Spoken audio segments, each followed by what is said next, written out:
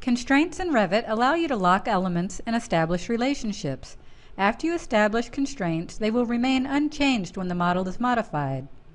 The Dimension tool was used to create a sequential, multi-segmented dimension for the grid lines.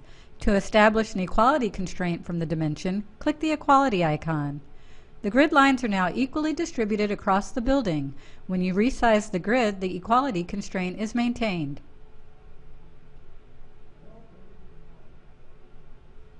Notice that the dimension for the stairwell is unlocked, so the dimension value is modifiable and the element that it references can move in any direction. Click the lock icon to create a constraint. Now when you drag the wall, the size of the stairwell doesn't change.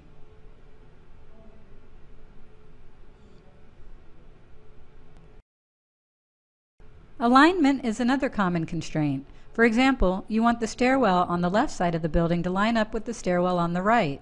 The Align function includes the ability to lock the alignment between the two objects.